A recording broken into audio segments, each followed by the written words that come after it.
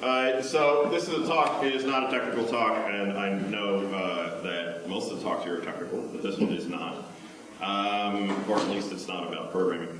It's called Open Sourcing Mental Illness. As you can see, my name is Ed Finkler. I'm on Twitter at Funkatron. You can go to funkatron.com. And I work for a company called FictiveKin.com. I'm a partner there. So if you're real curious about that stuff, just go look at it. We don't have a lot of time, and I just want to kind of get into it. So who am I? Who I am, that's what this is. Who am I? I'm a dad and I'm a husband. I'm a developer type. I've built websites for like 15 years, I guess. Occasionally I'm a musician and kind of a big nerdy guy. I do a lot of nerdy kinds of stuff. I also have mental illness, or maybe I have a couple. That depends on who you talk to. I'm just a person in here. I'm not a doctor. I'm not a psychologist or any kind of expert on this stuff. I'm as much of an expert as you could be as just somebody who deals with this. But I'm here to talk about what it's like to have a mental illness from my perspective. And it's only my perspective. I can't speak for other people so much. I know what it's like for me to go through this stuff and to deal with this stuff and the challenges I face every day as a developer and as a human being. Also, I'm probably going to swear a lot, so if that really bothers you, okay. Yeah, sometimes it depends. Maybe if I get worked up, I'll swear a lot, but I might not. We'll see what happens. But my diagnoses that I've got, the big thing that I deal with nowadays, and it's funny, it's kind of changed over the years, but the big thing I deal with nowadays is generalized anxiety disorder. Which you can kind of probably figure out what that means based on the name, but basically I tend to get anxious about stuff. There's some things that trigger me more than others, but I tend to get worried or very anxious or have very high anxiety reactions to things that typically don't seem like they would need to have. That you would necessarily have to have that. And I've dealt with depression for a long time, and that's certainly part of it, but I think that the main thing that I deal with on a day-to-day basis for the past several years has been this generalized anxiety disorder. I also have a thing called adult ADD, which most of you probably figure out, attention deficit disorder. That's something that you deal with a lot with kids. I have some of that. I dealt with that as a kid in school and was not diagnosed until I was like 27. So that's the other thing that I deal with a lot is ADD. I take some medication for that. I take medication every day for these conditions. I also do other things to get, and I'll get into that, but I take medication every day for this stuff I deal with. I take Lexapro, which is, if you know, it's in the same category as most famous one. Why can't I think of the name now? It's an SSRI, selective serotonin reuptake inhibitor. Paxil. Yeah, Paxil. Prozac was the original one that was released on the market. Everything else after that has been sort of a modified version of that say they try to reduce the side effects and increase the effectiveness of it, but it's the same kind of thing. Boostbar, which is an anti-anxiety medication that I take. Strattera, which is a non-amphetamine that's used to treat ADD. Most of the things that you take to treat attention deficit disorder are amphetamines or speed, and I didn't really like the way they made me feel, so I take Strattera. And then Klonopin, which Klonopin's a tranquilizer. It's similar to something like you might take in Xanax or something like that. I take that to kind of make sure that when I have it helps me not have such extreme reactions with anxiety. So those are the things that I take. But what I want to try to get into is to talk a little bit about what it's like. And for some of you, this might say, some of these things might kind of ring true for you. Some of these just, I want to talk about it because I want you to sort of understand what it's like. The first thing is this big thing with anxiety. And there's a quote that a friend of mine, gave me. Something my friend said, which was, I find the challenge to be explaining to folks how it's not like their anxiety about a job interview or about Mondays, like kind of like, oh, I really don't want to do this, I'm kind of a little nervous about it. There's sort of typical things that we deal with every day, and it's understandable to be a little bit nervous about those kinds of things, like a job interview is kind of a big thing, or like getting married, or getting a divorce, or buying a car, or spending large amounts of money, or buying a house, or things like that. I just bought a house last year, and then sold another house, the old house, in the same year. And both of those were incredibly stressful and very, very difficult things to deal with. This isn't like that. what this is you have sort of a similar reaction where you have this really high, it's like if you're having a high stress event and you're really like, it's having a physical impact on you. But you're having it about something that you shouldn't be, like I have to go meet somebody I've never met before. Like or go out in public. That's something that some people deal with. I have a lot of anxiety about being in situations where I don't feel like I understand like what the sort of social etiquette is or the rules that are involved in it. So the consequence, like I don't like taking public transport alone ever. And the reason why is because I don't know what the rules are for like, well, I'm supposed to get on, and like, how do I pay for this exactly? Like on the bus or things like that. How do I do that? And it impacts me to the extent that I will not do that. I will actively avoid that. And so I just won't participate in it. I got here last night, and I've been in Nashville one other time, but I didn't really know a bunch of people here. And I was very nervous and very withdrawn when I first got here because I didn't know anybody, and you get in that situation where you feel like I don't want to do the wrong thing, so you get really, really kind of wrapped up. I have physical manifestations of it, particularly with really extreme anxiety, where my chest will get really tight. I'll feel that there, or I kind of feel sick to my stomach. Things like that. A lot of people have difficulty with things like, how many here knows what IBS is? You may know from experience. It is, I suffered from that for a long time, and I think that was a manifestation of anxiety I was dealing with. Thankfully, I don't have as much problem with it anymore. But it was bad enough where I was afraid that if I was 10 minutes away from a bathroom or more, I would get terrified. It's not agoraphobia, but it's being away from a bathroom-phobia, or if I was in an office that I had to share with like 25 people and there was only one bathroom, I would really constantly in the back of my head be worried about what happens if somebody's in the bathroom and I can't use it. That would happen to me all the time. Thank God I kind of wait until you get older with an old big prostate.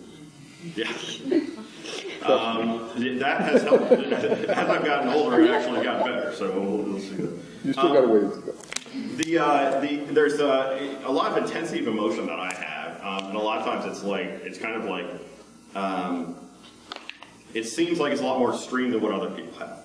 And for me, a lot of times it's like a wave. I feel like I can't stop it, and I just kind of have to ride it out. So if I'm in a really shitty mood, a lot of times, my wife or friends or something will say, hey, there's something I could do, and I'll say, no, you need to leave me alone for a little bit because I can't deal with this, right? I just need to get through this. And I know that the big problem is that I know logically this doesn't make sense. I'm having a serious reaction, and I'm having a physical, visceral reaction to something that I know is over the top and does not make sense, but I cannot help myself.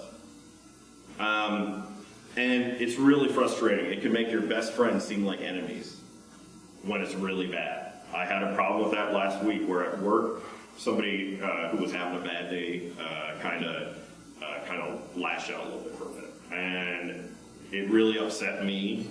And everything was fine after that. And logically, I knew I was not reacting well. But I was very much like, fuck you guys, I'm out of here. Like, that was my whole attitude, and I was so anxious and so upset about it. I couldn't sleep the night after and things like that, and I just couldn't break out of this. It was really, really hard. I love the people I've worked with, but it can make your best friends seem like enemies. And it can make everything you enjoy seem stupid and useless and pointless, and that really, really sucks.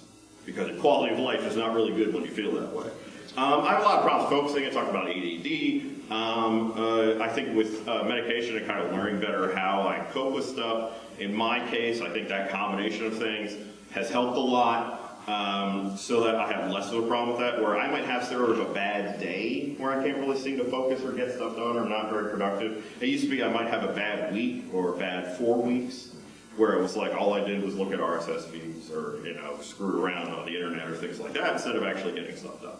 One of the things I have a lot is this sort of spiraling chain of thoughts. I am really good at constructing possible outcomes, particularly negative ones, quickly, like really, really fast. Like, if I'm over here and the boss says, hey, can I talk to you? Like, I get a message like on the weekends, hey, I want to talk to you Monday about something. My immediate reaction is that I will, within 30 seconds, be like, we're going to be homeless. I'm going to lose my job. Everything's going to fall apart. And I go from that to that really fast. I'm really good at finding potential bad things that could happen. I'm really good at constructing those things. And that is really sucky when then you start assuming that that's going to happen. You assume that that this is not only just a possible but very unlikely outcome, but it is a likely outcome. But there's nothing you can do about it, so you're just kind of stuck worrying, and that worry is again, it's not just sort of like, I'm a little nervous about that. No, it can be the level of like people talk about having panic attacks. It's very, very bad. I also tend to obsess on negative events that have happened in the past. Conflict is really upsetting to me, which can be kind of sucky because I'm the kind of person who kind of says feel like if there's something that I feel that is wrong, it's hard to really dislike conflict and also sort of be a principled person. And I'm kind of the person who feels like, somebody needs to say something about this, and I'm going to say it. But at the same time, I find the process of going through and having any kind of conflict with another person really, really upsetting to me, like very upsetting to me. And negative events, even ones long in the past, I tend to hold on to guilt about. For a long time, when I was in 3rd grade, I had a spelling workbook we had to turn in at the end of the year. We were supposed to work on it every day or something. It was 3rd grade. It was a long time ago. I may not have even had 3rd grade. This is just what happened. I think I remember. This all could be a memory that was inserted in my head. But the 3rd grade thing was that we had the spelling workbook, and partly, I think, due to ADD stuff and things like that, I was very bad at doing any kind of homework. Always really suffered at that. I'm terrible at it. It was really upsetting to me. It was very difficult and frustrating for me to focus on that stuff. So basically, I just didn't do it ever.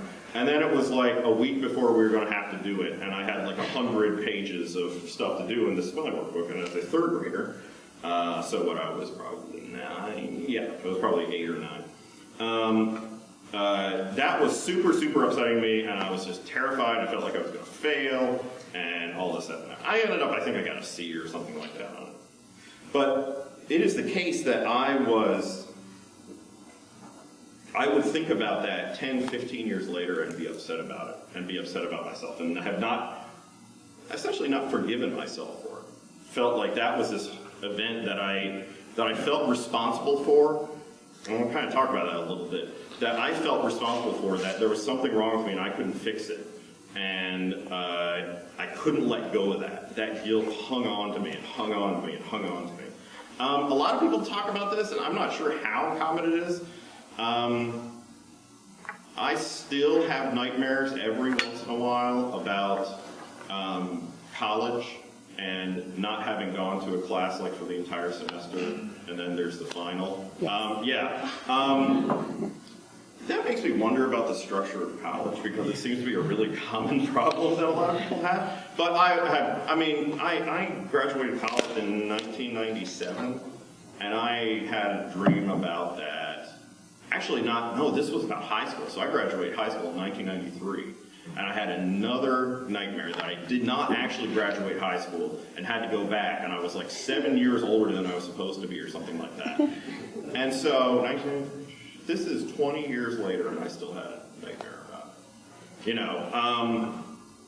I think some of that has to do with the way that these things are structured and the way that education works and stuff like that. But man, I hung on to that for a long time, and it's gotten better. It happens a lot less. It used to be I had one every month or something like that. But when we get into this, I touched on this a little bit about that feeling about holding on to this stuff.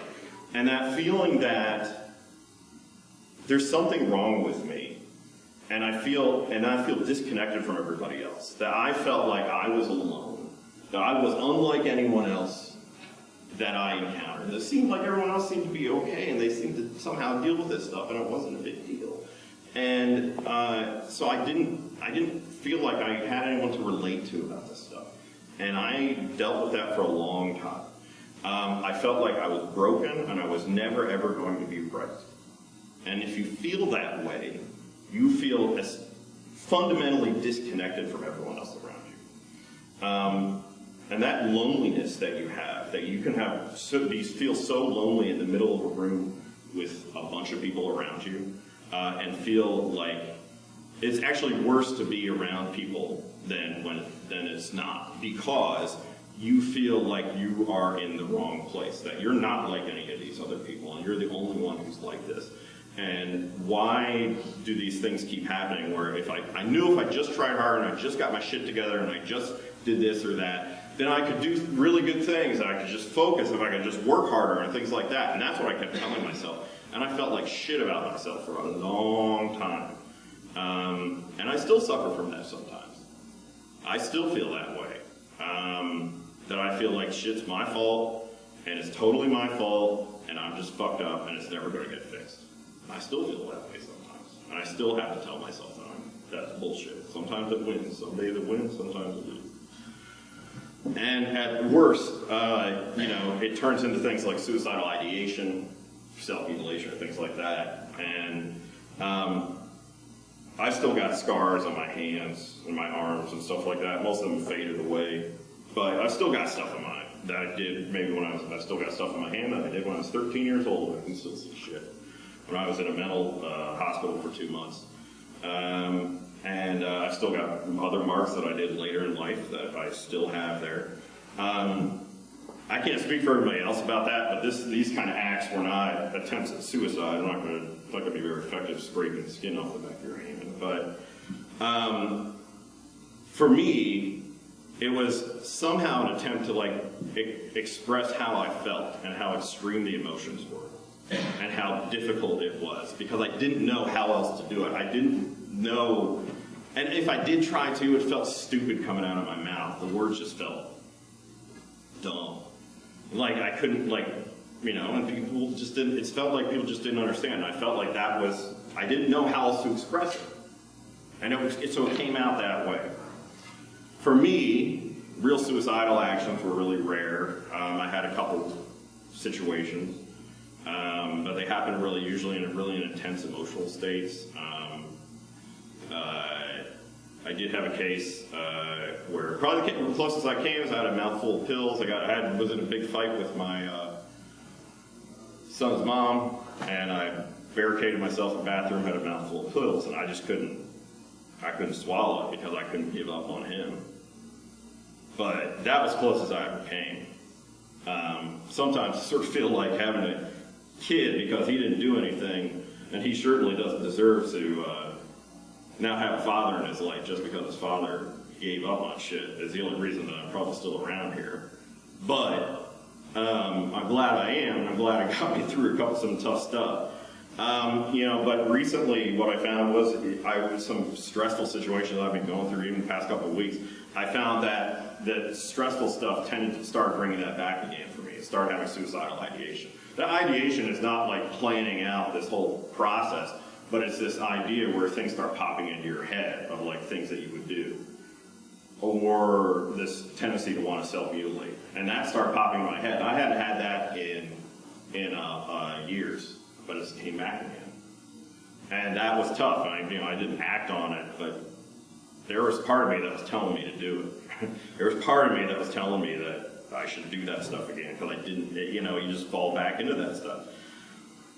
And so the shitty thing about this is that it's going to kill you one way or another. And even if it doesn't, you don't do something obvious, that you commit suicide or something like that. The problem you get into is that depression and anxiety puts such a physical toll on your body. People don't think about that. They kind of think about the fact that this is, it's just, you're bummed out or things like that, and you're tired, and you feel tired all the time, but you're just in bed. How is that harmful for you? Well, no, actually what's happening is that your brain is telling your body to put itself in a certain kind of state. Which I'll talk about in a second, but essentially that puts you in a physical state for a long period of time, when it's a thing that it's a stress event that you're going through. It's putting you in that state. So one of the things there was this good article in New Republic that you might want to look at, but basically that correlates anxiety and depression, raising your mortality rate. The idea is that you're going to die sooner if you suffer from anxiety or depression. Quote from that: emotional isolation, this idea of being separated from people and separated from social groups and feeling unlike other people and things like that, that is ranked as higher risk factor for mortality as smoking is. An interesting study that this one talks about, a study that was done in, I think, the mid-90s. You should read the article, I won't probably get parts of it wrong. But that closeted men, they did a comparison between closeted men and openly gay men who both had HIV. And what they found was that the closeted men with HIV died an average of 2 to 3 years sooner than the men who were openly gay. And the idea being that emotional isolation and that stress, that anxiety that you put yourself through or that you are put through actually compromises your immune system, actually affects your ability to stay alive. And it impacts you in that way. There's a really good talk by a guy named Robert Sapolsky, and there's a link up here, but you can get it on my website, which you can see, stuff like that.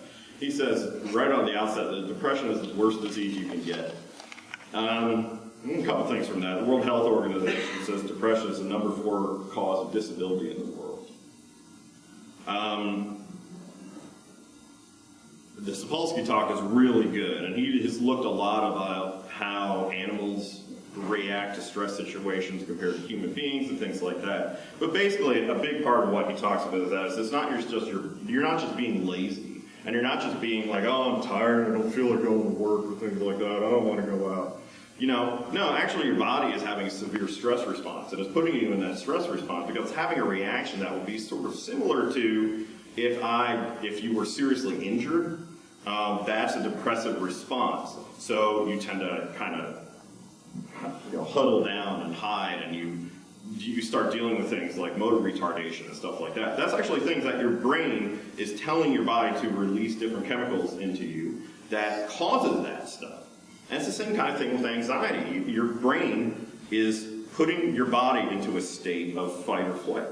And that makes sense if a lion is trying to eat you. But it does not make sense if you just are 15 minutes away from a bathroom.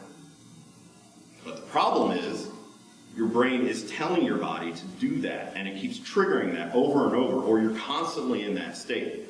And being constantly in that state actually starts compromising your body's ability to do all the other things it's supposed to do.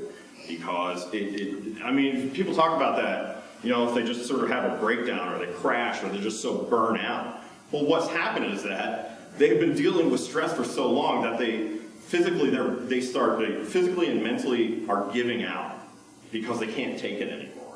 Because it is actually physically impacting you. It is a physical condition. It is not just mental. So, at that point, this is pretty fucking rough, right? I don't know how, I used to put that in there and I used to say, I don't know how, I didn't know how to transition out of this part. It's demoralizing.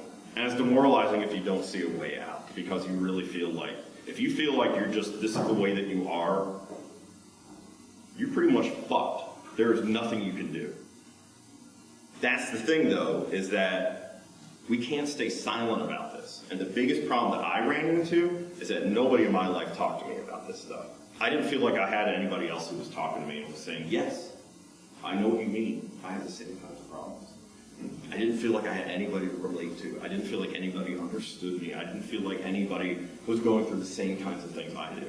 And what I realized after years and started to talk about this stuff openly is that actually there's millions of people who deal with this all the time. And I run into tons of people at every conference who says, oh yes, no, that sounds like me.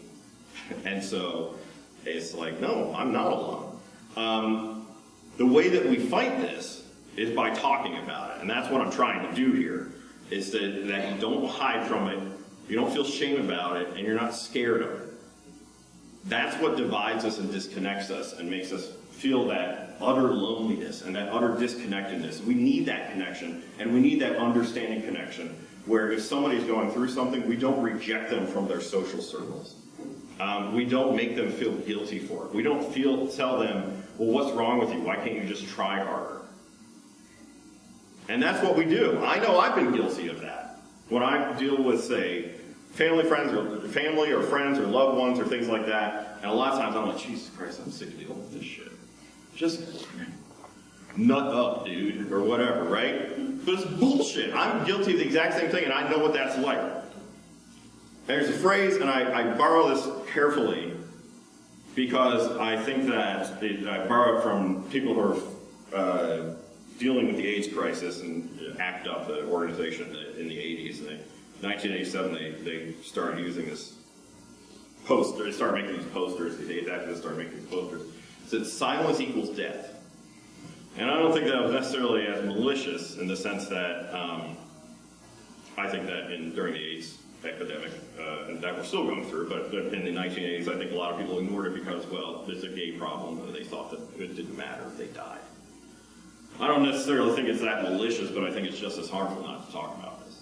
And I think the fact that we don't talk about this means that people suffer in silence and die earlier in silence or die soon in silence, and if we don't do anything about it.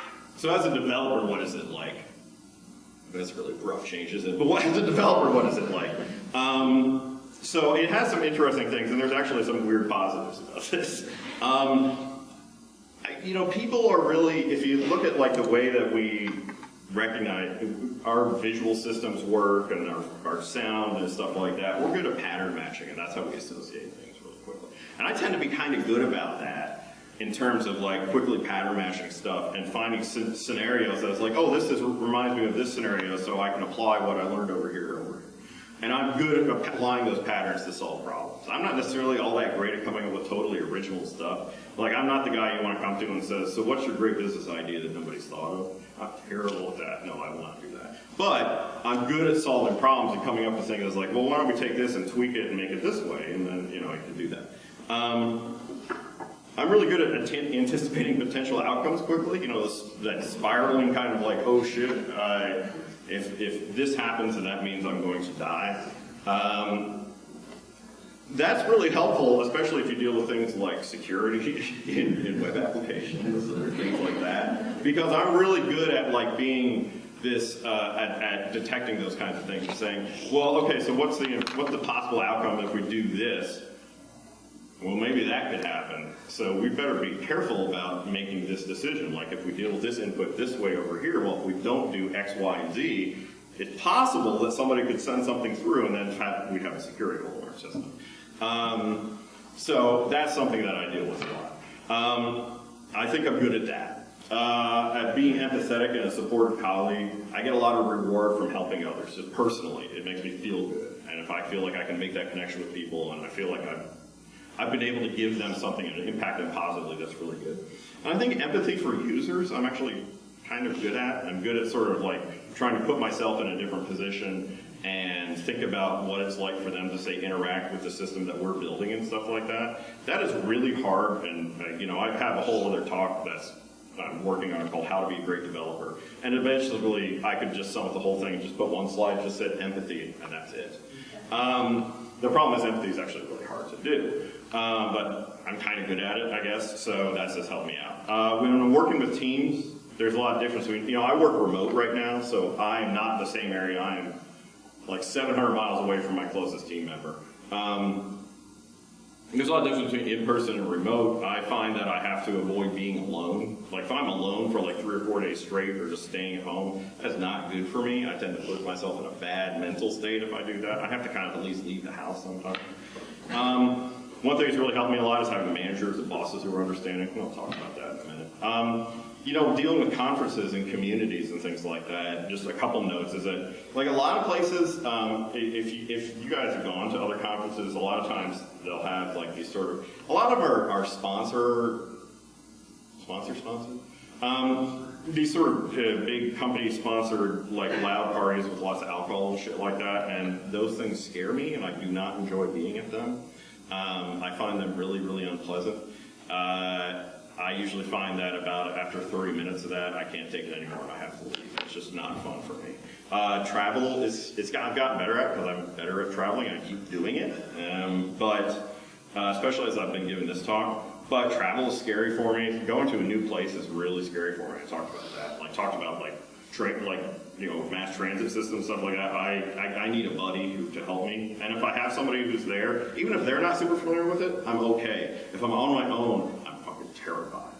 And so I won't do it. I'll just stay in my hotel room and do that. I don't have a lot of time. I'll talk about some techniques that I use. And quickly, I wanted to say, I think most people self-medicate. I think we do it in lots of different ways, and there's lots of different ways that everything we take into our body impacts us. It impacts us physically, and it impacts us mentally, and we don't really have a great understanding of how those things are related, physical and mental stuff, but I think that most of us self-medicate one way or another. I always hear developers talking about, like, drinking, and like that, oh, this is a hard week, I'm going to drink. What do you think you're doing? You're taking a drug into your body to deal with stress. Well, that's what you're doing, and sometimes you can do that, and it's okay, and you do it in moderation, and that's fine. And we use typically socially acceptable tools like food or drink or tobacco, although that's less socially acceptable. And in some states, it's become socially acceptable to smoke marijuana or things like that to regulate our mood, and that's the kind of stuff that we do. I personally, this is a wide tangent, I think that most illegal drug users are self-medicating problems, and the way that we deal with them is we throw them in jail instead of actually trying to help them with their problem. So if you want to get me on a soapbox, I'll talk about the war on drugs for about an hour and a half. But I tend to self-medicate a lot with food, which you might be able to tell. And I really like ice cream. If you put any amount of ice cream in front of me, I will eat that amount. It doesn't matter how much it is. I will consume whatever amount of ice cream is placed in front of me if it is not regulated by someone else snatching it out of my hands. So that's what I do. That's the kind of way I deal with that. But I think that we all do that to one extent or another. Quickly, I'd say, and sometimes people ask me, well, what should I'm having these issues, or I know someone's having these issues, what should they do? Well, the thing I always tell them to do is, typically what they do is they go talk to their general practitioner. A general practitioner will give them a prescription for a common SSRI or anti-anxiety medication or something like that. What I'll tell you is that general practitioners, and take this advice with a grain of salt, but I know what I'm talking about. General practitioners are not trained to deal with mental health. They simply are not. They are trained to deal with things like, I have the flu, or my throat is sore, or I hurt my knee. That is the kind of stuff they're trained to deal with. They are not trained to deal with mental health issues. So the way that they're going to respond is the way they respond to other stuff, which is, I guess I can give you some kind of treatment, like medication. That is something that seems to help a lot of people. So that's what they'll do. What I tell people is, I think that medication can be a very important part of whatever your treatment requires. But what I say is you really should see somebody and talk about the problem, and that's real therapy. Is going to find somebody and start talking about it and engaging in the problem and trying to figure out with that person what's going on. A lot of times depression or anxiety it can be a symptom of emotional issues that you've got or physical issues. And finding that root is really the key there. And you're not going to find the root by just treating the symptoms. It may be that it is entirely chemically based and everything's going to be fine. Now Sapolsky, Dr. Robert Sapolsky from Stanford, who I talked about, another quote from that talk, he says, so we have this pretty good understanding, at least we felt like at this point, of like why depression happens and things like that. Take that with a grain of salt because that can change a lot. But we think that serotonin has something to do with this, so we take this. You take this medication, we think we have this understanding of it, but the biological understanding of depression, that is just treating it on a chemical level, really only helps treat about 30% of people if you just treat them with medication. So you deal with it psychologically as well, or in addition to or instead of. And it's going to vary from person to person. But there's lots of things that you can do. I take medicine every day. I know I have to, but I also know that I have to talk out stuff. I figure out what's going on, and that's kind of part of engaging with the treatment. Avoidance of triggers, I think, is really important. Things trigger me and things put me in a place where I feel like I am dealing with, like especially if I get really uppity and then I'm dealing with conflict, a lot of times I have to actively force myself to not interact with things. So I'll shut things off, or I'll put things in my Etsy host file to actually block certain websites or certain micro blogging systems or things of that nature. I often find that I feel a lot better when I cry, and a lot of times for me that especially if I feel angry, and for me a lot of times anger is really a reaction to fear and anxiety, and it's just it's sort of I think a natural, it's that fight reaction. And for me, if I can get through this and I get to that point where I can just deal with that overwhelming feeling of anxiety and fear, the way I react to it is I cry about it and I feel better. I don't know. I wish I could get there faster a lot of the time, but it helps me a lot. And finding comfort in things, like I put on a hoodie and I put my hood up and that helps calm me down. I don't know why. Wearing a hat or something on my head helps me. I don't know why exactly, but it does. Listening to things that are not about tech, like I'll listen to sports radio or other things that don't really matter. I listen to comedy podcasts or I watch comedy shows and things like that. That helps me because it feels very low pressure. I talk to trusted people I feel like aren't going to judge me. And hugging people. Hugging is really important. And I know it makes some people feel weird, and I understand that. But if you can do it in a safe way, where people don't feel uncomfortable, I find that really helps me feel connected with folks and feel like we understand each other, and that really helps. So we're talking about helping friends and coworkers. It varies for everybody. I'm not an expert, but remember that slide I talked about before. There is nothing more important than empathy and practicing empathy, and that is a whole other subject for many books and things like that, of how you practice that. But like Steve Ballmer, develop. Empathy, empathy, empathy, empathy. That is what that is the key to trying to understand where people are coming from. But I would say a couple things that I keep in mind if you have somebody who's dealing with this kind of stuff. Help them feel safe. I didn't feel safe. I didn't feel safe to talk about this stuff for a long time. Listen to them and try to understand what it's like for them. That is empathy. Understanding what it is like for them in their position. That is empathy. Help them, and people, if they feel empathized with, they feel safe talking with you. One thing is acknowledge their frustration. Typically, people who have been dealing with this for a while do not actually, they feel like they are a burden. They feel frustrated with that fact that they feel that they are a burden. They know they are behaving in ways that is not normal. A lot of people feel that way. And acknowledging that. And also knowing that for a lot of people, especially people who do things, I do sorts of things like that change is really, really terrifying for them. I know when I've had, people talk about, so I work remotely with a group of about 12 other people. And we had these retreats where really it's just we get together in one place and work for like a week or, do things together. I remember one time they were throwing out some of the things and somebody said, well, maybe we'll go to Iceland. And I was like, wow, Iceland? And so my first reaction was, I had a panic attack because I've never been to Iceland before, and I thought I felt like that was the worst thing possible they could have told me because I've never been there, and it felt like shit. I felt awful, and I also felt like it was in the middle of a meeting with like all these other people, and I did not want to express that. So I had to take it, step aside and talk to somebody and say, dude, I don't know if I can do this. And he was like, oh, it's okay. It's really okay. This guy who I work with is really, really empathetic and really understanding, and I trust this guy. He's easy for me to interact with. So that is really, like, a lot of times talking to people one-on-one is way easier than announcing something sort of as a surprise in a meeting with a bunch of people. And I think if you're in a position to do so, I think encouraging them and enabling them to seek help is really, really important. If you're in any position as a team leader, as a company owner, or as a thing like that, the way that healthcare works in the United States, you have a ton of power over their ability to seek help and to find ways to help them. So if you're not doing that and you're not aware of those solutions, it's going to be hard for the people that you work with to seek that out. There's a cool thing you might want to check out called mentalhealthfirstaid.org. And basically, it's a low-cost training course that you can do that helps you learn about mental illness, find signs of it, symptoms of it, things like that, how to deal with crisis situations and things like that. Lots of places, lots of companies will do things like they'll train for, like, we need to have somebody who's trained in CPR and things like that, stuff like that. But they don't know, most people do not know how to deal with this stuff at all. I don't always know. I want to take this course. I feel like if this is something that you look it up, I looked in Nashville and there are like 5 or 6 people within 10 miles who do this kind of training.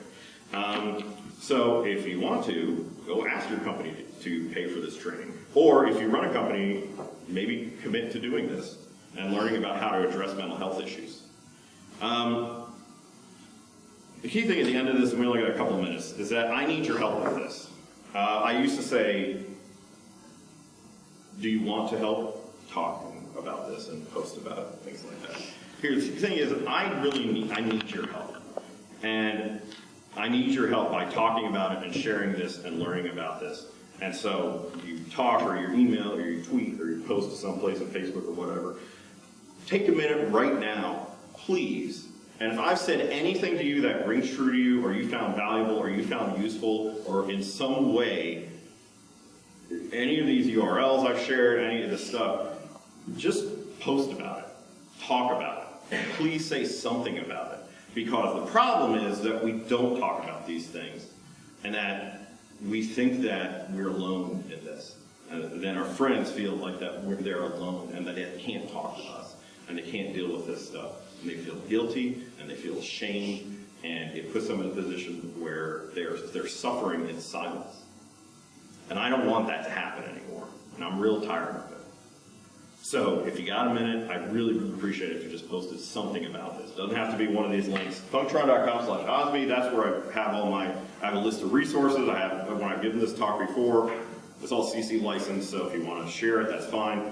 Prompt.ngr.com, NGR paid for me to come here, and they are putting money behind having some speakers like Greg Vargas in the Ruby community, me and PHP and some Python stuff, and John Dalton, who is around Australia. I think he lives in Tasmania, so he can't come to the US a lot. But to raise this awareness about this in the tech community. So please just take a moment to just talk about it. Thanks for listening. I appreciate it. If you got any questions, just come up and ask me. We don't have a lot of time, I know. You can go to my website and check it out. And that's it.